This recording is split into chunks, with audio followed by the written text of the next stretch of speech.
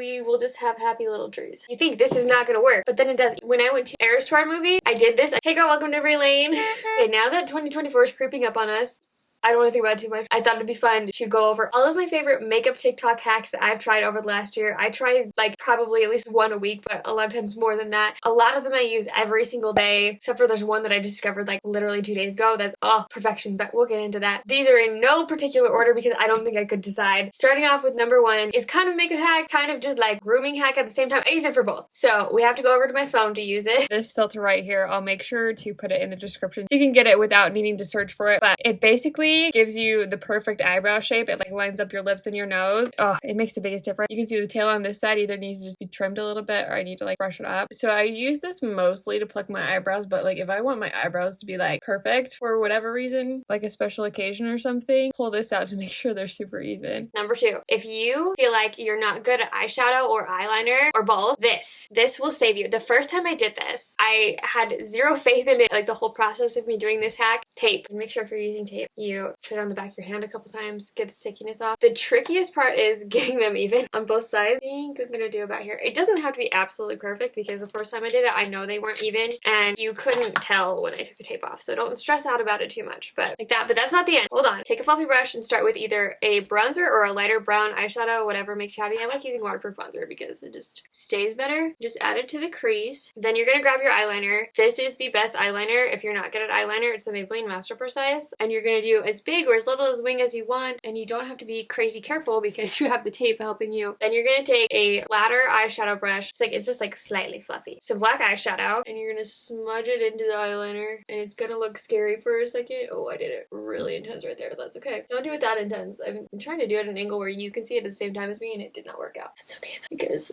this will still work out. I'm just gonna go a little bit heavier on the black and hand record.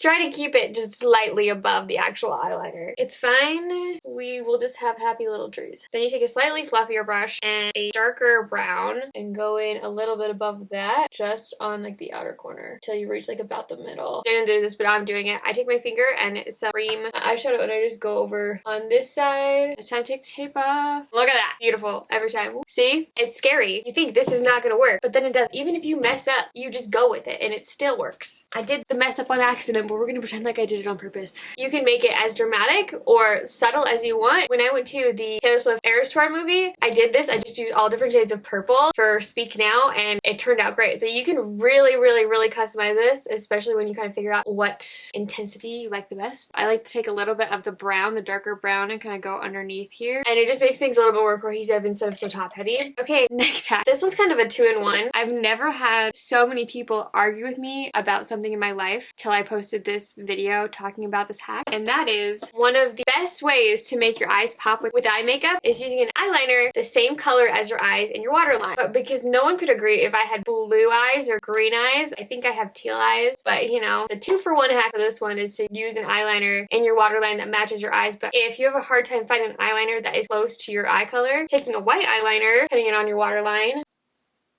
and then taking an eyeshadow. I bought this one that is all blue and green because I was going to figure out which color matched the best. I still haven't 100% figured out, but it's fine. Take the eyeshadow on, I used an angle brush, just any small brush, and then gently, careful don't actually get in your eye, go on top of the white eyeliner. And then you have your own DIY eyeliner that matches your eye color. I feel like this is pretty close. This is probably the closest, at least from this palette. And then it just brings out the color of your eyes more. Here, this side versus this side, you can see my eyes look a lot more whatever color you call them. Next two are both concealer hacks. Well, one of them you can use on other products too. If you ever run out of concealer, you can remove the little plastic part right here, this little plastic ring, and you will get so much more concealer out of your concealer bottle. Really, you could use any product that has that little stopper, the little like thing that cleans off the brush a little bit, or the wand. Personally, I would only use it in a more like emergency situation, like, oh dang, like I didn't have time to go to the store and get more concealer, or my concealer got delayed in shipping or something and I need it now. Because this is what happens when you take off that stopper. That stopper is there for a reason. It makes the biggest mess ever, but you can see there's still so much concealer in here. Also, depending on how solid that little ring is, the original video used tweezers. I had to use pliers. Just FYI, might not be the easiest thing depending on what kind of body you have. You have your concealer crease no matter what you do. Like, you use powder, you use setting spray, you use like a creaseless concealer, and it's like our concealer still creases no matter what. The secret is a Q-tip. So you're gonna apply your concealer like normal. Using your fingers is probably best for this hack just because it'll help things really melt into the skin. in, then all you do is take a clean cotton swab. All those little like folds or lines that you normally crease in, you just gently go over. You kind of have to like look down, kind of like you're putting on mascara. You just gently go over those little creases and it'll pick up the extra product that settles into things without completely taking off the concealer altogether. I've tested this out. This works. If you're using a concealer that like creases really bad, it won't fix things altogether. I would recommend just switching concealers, but it will definitely help at least, and it only takes 2 seconds. If you struggle hardcore with your lashes falling throughout the day, they will not stay curled no matter what mascara you use. It's probably because you have lusciously long, amazing lashes that are heavy and already straight. Maybe there's other reasons, but I have very, very straight, long lashes and they do not hold a curl unless I do it the right way. So when you curl your lashes just at the base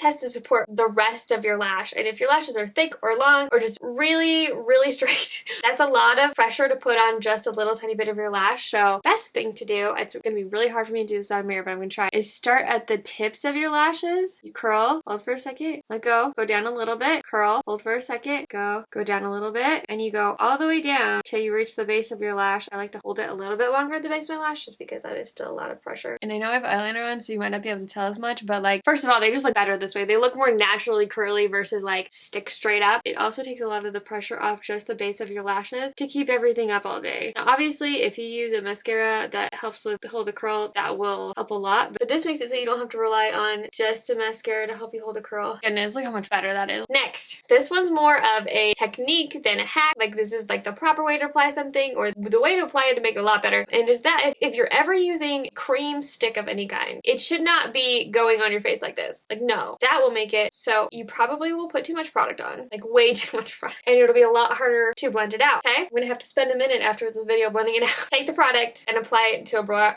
brush, stipple it on that way. This gives you so much more control, one, where the product goes, and two, how much you put on at once. It'll be easier to blend out because it's not like going directly on your skin from the product itself. You can see how much further I was able to get the product a lot faster versus this one where it's like it's still really stuck right here. This one is like a lot more on my face. This brings me kind of transferring to my next hack. Now it's just taking like a terracotta blush. I either use this Mango People stick in the shade Apricot, or what I'll most likely do is use the e.l.f. Bite Size palette in the shade Spiced Apple. And I actually don't use a blush brush. Use a bronzer. And this gives you such a sun kiss, like I just went to the beach, maybe got a little tiny bit sunburned, but at the same time there's a tan underneath. Look, you take the blush and you go across, up, around, back, and on top of the nose. Now I will do this in sections, but I just wanted to give you like a little map. So it's like basically like an oval on half your face, on the upper half of your face, I guess. This is one of my favorite things to do if I am feeling lazy or I don't have time. I just need something quick that'll give a lot of color to my face but not look crazy. I use this at least 3 times a week. It is one of my favorite hacks that I found out about this year, and I know it's more of a trendy look. Like, I know blush on the nose isn't going to be in forever, but I'm enjoying it while it's lasting. It'll probably be one of the things that I make fun of years down the road. That's fine though. We have this contour hack that I just found out about that gives you the most like snatched jawline / neck. It's amazing. So you're going to take a contour stick. You do not want to use bronzer. That's the first mistake I made when I tried it for the first time, because normally